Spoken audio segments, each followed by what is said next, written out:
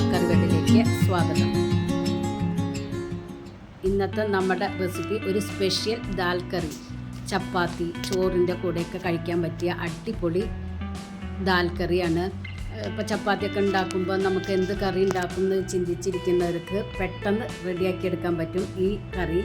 എല്ലാവരും ഒന്ന് ട്രൈ ചെയ്ത് നോക്കി ഫീഡ്ബാക്ക് ഒന്ന് അറിയിക്കണം. അപ്പോൾ ഇത് എങ്ങനെ റെഡിയാക്കി എടുക്കാമെന്ന് നോക്കിയാലോ. അതിനായി ഞാനിവിടെ 1/4 കപ്പ് തുവരപ്പരിപ്പ് എടുത്തിട്ടുണ്ട്. തുവരപ്പരിപ്പ് വേണം എടുക്കാൻ. ഇതൊരു പാത്രത്തിലേക്ക് ഇട്ട് കൊടുത്ത് നല്ലതുപോലെ വാഷ് ചെയ്തെടുത്തിട്ട് വരാം. ഈ വാഷ് ചെയ്ത പരിപ്പ് ഒരു കുക്കറിലേക്ക് ഇട്ട് കൊടുക്കുക.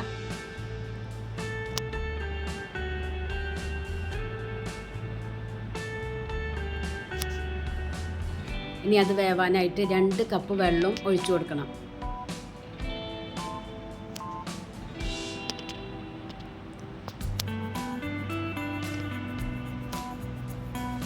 ഇനി വേണ്ടത് ഒരു മീഡിയം വലിപ്പത്തിലുള്ള സവോള ചെറുതായി കട്ട് ചെയ്തതും, ഒരു വലിയ തക്കാളി ചെറുതായി കട്ട് ചെയ്തതും, എരിവിന് ഞാൻ 3 പച്ചമുളകാണ് എടുത്തിരിക്കുന്നത്. നിങ്ങൾക്ക് എരിവ് എത്ര വേണം അതിനനുസരിച്ച് പച്ചമുളകിൻ്റെ അളവ് കൂട്ടിക്കൊടുക്കുക.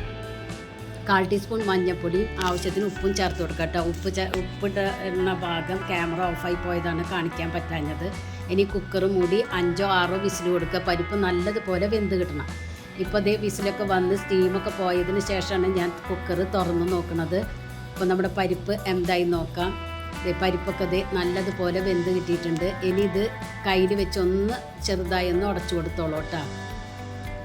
ഇനി ഇതിലേക്ക് വറവിട്ട് കൊടുക്കാനായി ചൂടായ പാനിലേക്ക് 2 ടേബിൾ സ്പൂൺ വെളിച്ചെണ്ണ ഒഴിച്ചു കൊടുക്കണം.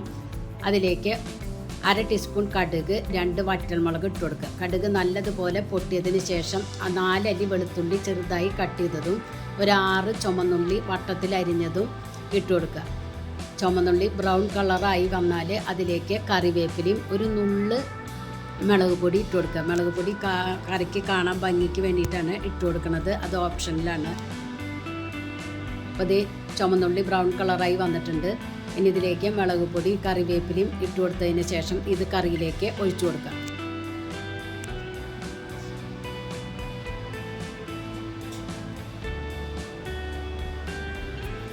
കുറച്ച് മല്ലിയിലയും ഇട്ട് കൊടുക്കാം.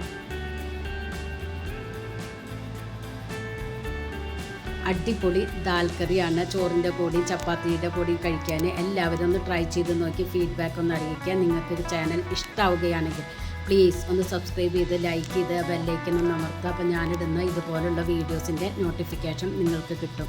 പ്ലീസ് ഒന്ന് സപ്പോർട്ട് ചെയ്യുക. Thank you.